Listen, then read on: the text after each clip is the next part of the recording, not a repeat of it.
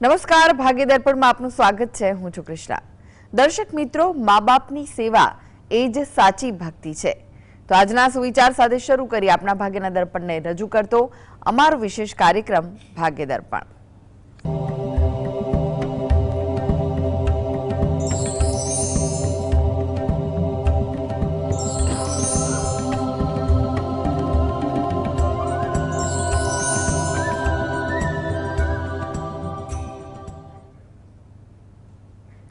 તો ભાગ્ય દર્પણમાં આપણા પ્રશ્ન નિરાકરણ, રાશિફળ, પંચાંગ વિશે માહિતી અને માર્ગદર્શન આપવા માટે આપણી સાથે જોડાઈ ગયા છે જાણીતા જ્યોતિષાચાર્ય અને વાસ્તુશાસ્ત્રી હસીતભાઈ પાઠક.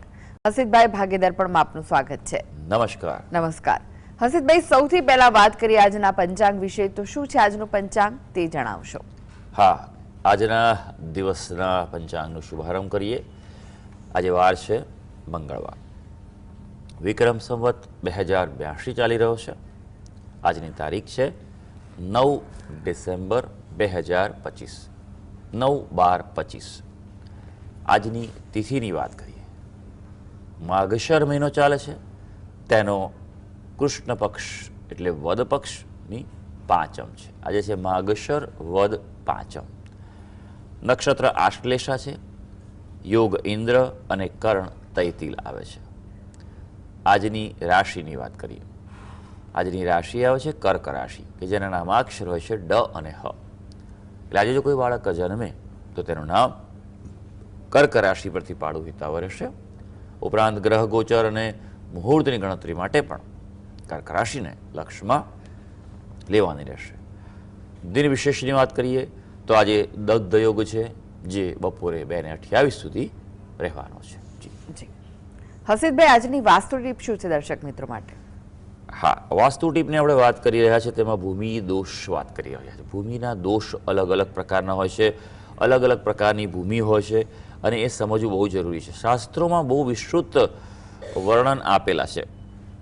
જેમ કે આપણે આગળ વાત કરી હતી કે જાગૃત, સુષુપ્ત અને મૃત અવસ્થા. આ જ રીતે શાસ્ત્રમાં અલગ પ્રકારો પણ આપેલા છે.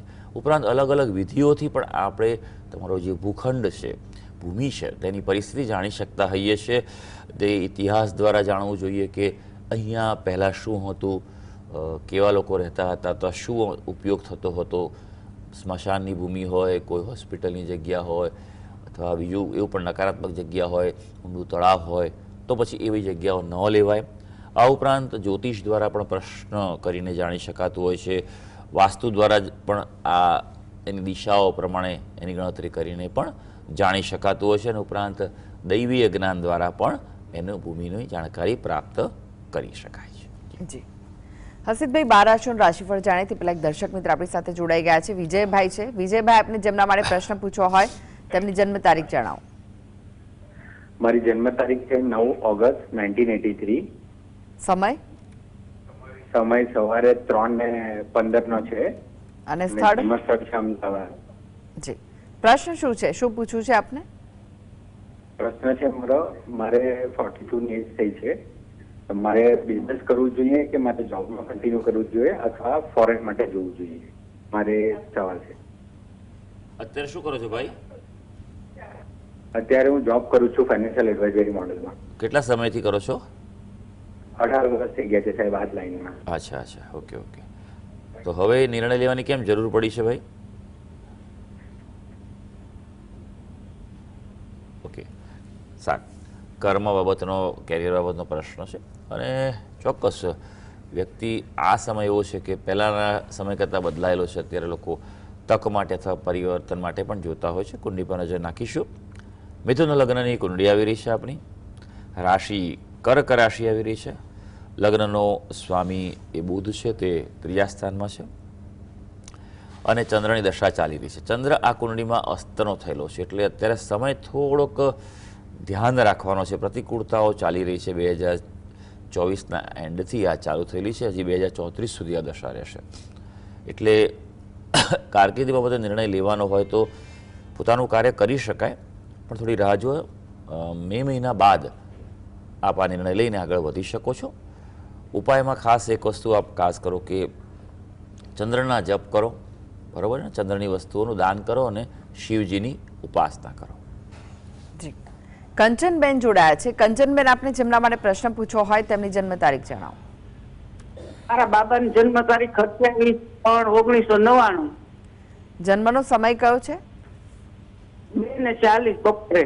2:40 બપોરે. હા. અને જન્મનું સ્થળ? ઉના. જી. પ્રશ્ન શું છે? શું પૂછવું છે આપને? એના લગ્ન યોગ ક્યારે છે ને કેટલા તારીખ સુધીમાં લગ્ન થાય એના? હાજી. લગ્ન બાબતેના યોગો આપણે પહેલાં જોઈ લઈએ કે કેવા છે અને સમયગાળો ક્યારે આવી રહ્યો છે. કુંડી પર નજર નાખીએ. કર્ક લગ્નની કુંડી આવે છે, કર્ક રાશિ આવે છે. પ્રથમ સ્થાનમાં જે પ્રબળ ગ્રહણ દોષ છે ચંદ્ર અને રાહુનો, એટલે અપેક્ષાઓ જીવનમાં ઊંચી હોય તેવું બની શકે.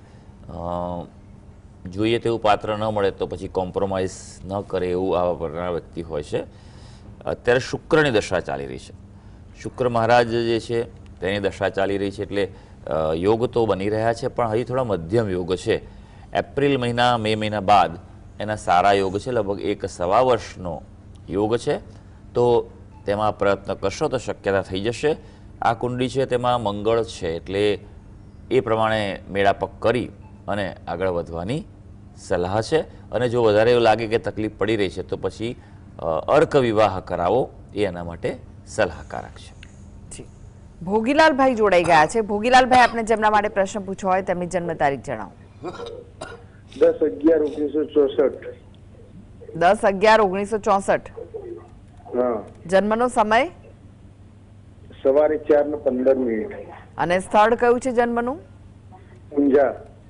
પ્રશ્ન જણાવો, શું પૂછવું છે આપને? મારે ડાયાબિટીસ વધઘટ રહે છે અને શરીર બરોબર રહેતું નથી. જી. સારું. આરોગ્યનો આપણો પ્રશ્ન છે અને ઉતાર ચઢાવ રહ્યા કરે છે. ડાયાબિટીસ તમારો વધઘટ રહ્યા કરે છે. જો કે દરેક રોગ માટે પહેલાં તો છે કે મેડિકલ જે ઉપાય ઉપચાર થતા હોય ચોક્કસ સલાહ લઈને એમાં આગળ વધવું જોઈએ. કારણ કે ઘણા રોગો એવા છે કે જે થયા પછી એમાંથી બહાર આવવું અઘરું પડતું હોય છે. એમાંનું એક આ ડાયાબિટીસ છે. પણ નિયમિત રીતે એના ઉપાય કરતા રહો, યોગ પ્રાણાયામ કરતા રહો, આહાર વિહાર પર ધ્યાન રાખો તો સંયમ અને કંટ્રોલ રહેતો હોય છે. કુંડી પર નજર નાખીશું. કન્યા લગ્નની કુંડી આવે છે. લગ્નમાં શુક્ર છે, એટલે શુક્ર અહીંયા નીચેનો થયો છે. એટલે લગ્ન સ્થાન થોડું નિર્બળ પડ્યું છે, માટે ઇમ્યુન સિસ્ટમ તમારી વીક છે. અત્યારે હાલ શનિની દશા ચાલે છે. આપની રાશિ એ ધનુ રાશિ છે. ધનુ રાશિને નાની પનોતી ચાલે છે. એટલે હજી સાચવવાનો સમય છે ભાઈ. 2028 સુધી આપે ધ્યાન રાખવું પડશે. એટલે આમ કહેવાય કે સાવધાની વર્તવી જરૂરી રહેશે. બીજું કે અત્યારે હાલ આપના જે રોગસ્થાન છે તેમાંથી રાહુ મહારાજનું પરિભ્રમણ થઈ રહ્યું છે. એ હજી નવેમ્બર 2026 સુધી રહેવાનું છે. એટલે આપણે કુંડી પ્રમાણે 2 થી 3 વસ્તુ કરવી જરૂરી છે જેનાથી આપને અનુકૂળતા રહે. પહેલી વસ્તુ એ કે આપ સુવાની દિશા ચેક કરો. માથું પૂર્વ તરફ કે દક્ષિણ તરફ રાખીને સૂઈ જાઓ. તમારા ઘરનું વાસ્તુ ચેક કરાવો. જ્યારે આરોગ્યમાં લાંબા સમય તકલીફ રહેતી હોય તો વાસ્તુ દોષ હોવાની સંભાવના છે. નિષ્ણાતને બતાવી જુઓ અને દોષનું નિવારણ કરાવો. બીજું, આપણી કુંડીમાં ચંદ્ર અને કેતુનો ગ્રહણ દોષ છે, તેનું આપ નિવારણ કરાવો વિશેષ પદ્ધતિ, વિન્યાસ સંકલ્પ પદ્ધતિથી. અને રાહુની દાન કરો, રાહુના મંત્ર જપ કરો, નિયમિત રીતે કરો. અને એવું લાગે વધારે અને જો શક્તિ હોય તમારે અનુકૂળતા તો એક લઘુરુદ્ર અભિષેકાત્મક કરાવી દો આપણા ઘરમાં, તો એનાથી આપને ઉત્તમ ફળ મળી શકશે. જયેશભાઈ જોડાઈ ગયા છે. જયેશભાઈ, આપને જેમના માટે પ્રશ્ન પૂછવો હોય તેમની જન્મ તારીખ જણાવો.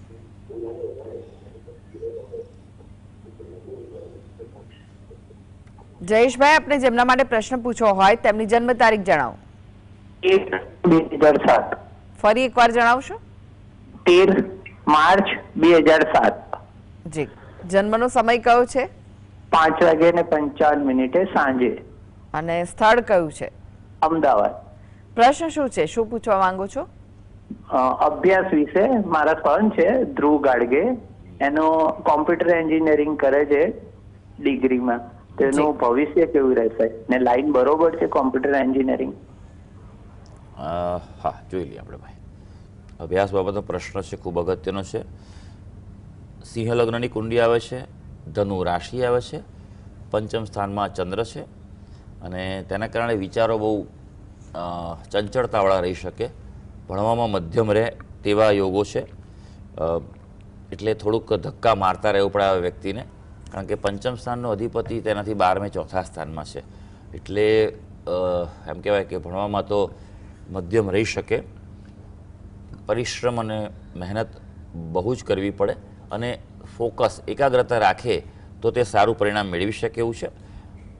સપ્તમ સ્થાનમાં શુક્રની રાશિ છે એટલે આઈટી છે બધામાં ચાલી શકે, કોમ્પ્યુટરમાં વિશેષ વાંધો નથી. ગુરુ મહારાજની દ્રષ્ટિ પણ છે એટલે ભવિષ્યમાં આના પછી સાથે અને તો ફાઇનાન્સ કે એવું કંઈ એડ થતું હોય, HR કે એવું કંઈ, તો એના માટે વધારે સારું રહેશે. બીજું કંઈ ખાસ કરાવવાની જરૂર છે નહીં આમાં. ધનુ રાશિને અત્યારે નાની પનોતી ચાલે છે એટલે પનોતીના ઉપાય કરે. શનિવારે હનુમાનજીના મંદિર જાય, ત્યાં તેલ અને સિંદૂર ચડાવે અને હનુમાન ચાલીસાનો પાઠ કરે.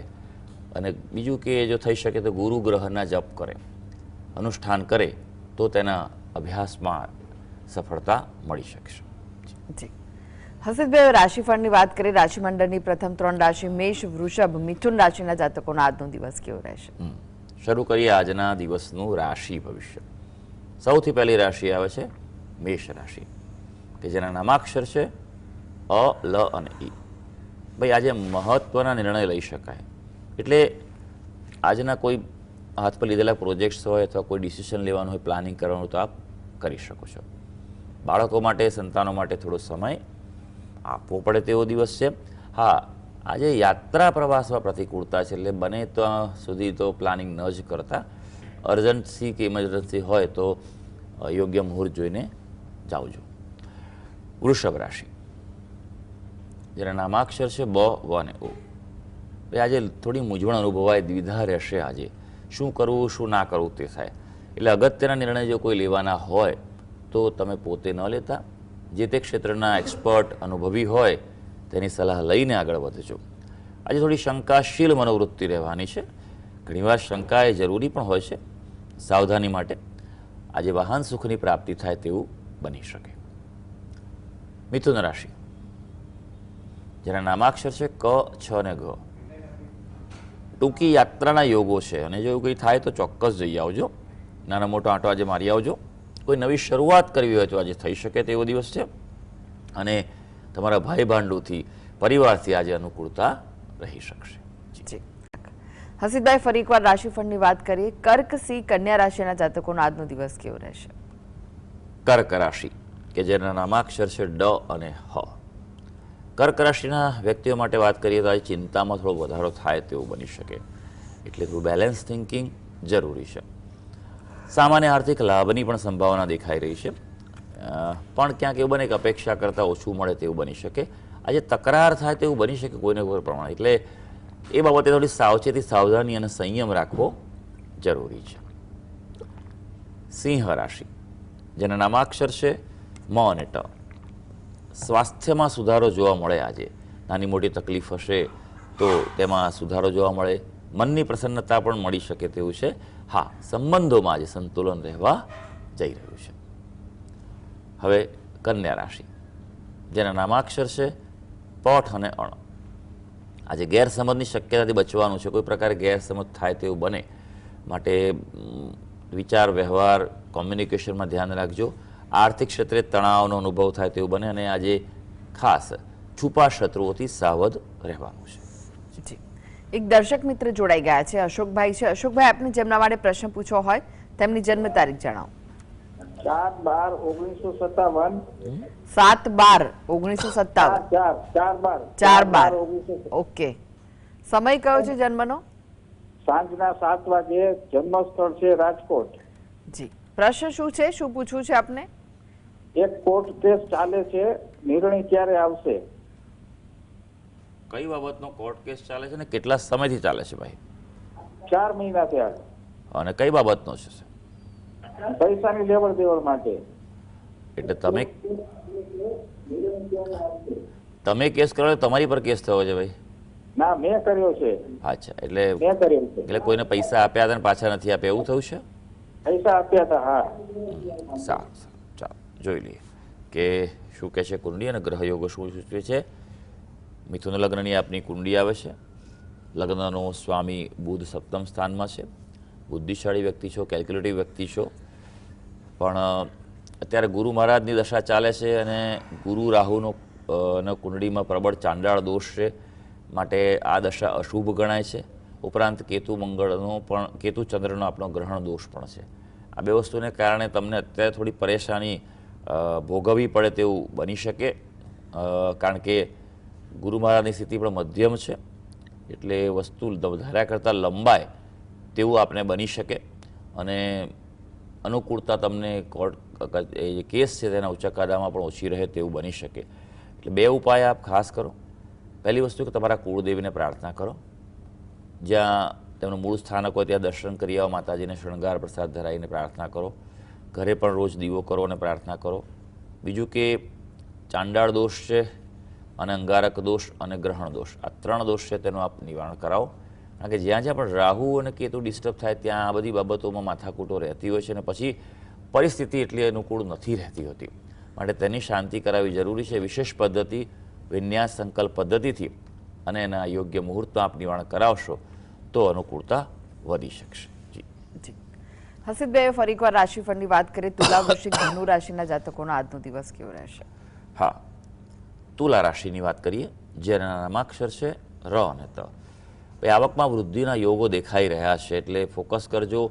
નવા કોઈ આયોજન, પ્લાનિંગ કરવું હોય તો દિવસ સારો છે, સફળતા આપી શકે. મિત્રોથી આજે લાભ થવાની સંભાવના છે. હવે વૃશ્ચિક રાશિ, જેના નામાક્ષર છે ન અને ય. ભાઈ, આપણા માટે ખાસ આજે છે કે રિલેક્સ ફીલ કરશો, હળવાશની લાગણી અનુભવાય. આજે તમારા કામકાજમાં, વ્યવસાયમાં સફળતા પ્રગતિ રહે તેવું બને અને ખાસ પોતાની જાતના વિશ્વાસે રહેજો. આજે તમારી પોતાની આવડતથી સફળતા મળવા જઈ રહી છે. ધનુ રાશિ, જેના નામાક્ષર છે બ, દ, ફ અને ઢ. મહેનતનું ફળ મળે તેવો દિવસ છે આપણો, એટલે મહેનત કરી લેજો યોગ્ય દિશામાં અને યોગ્ય કાર્યમાં. બાળકો માટે થોડો સમય કાઢવો જરૂરી છે.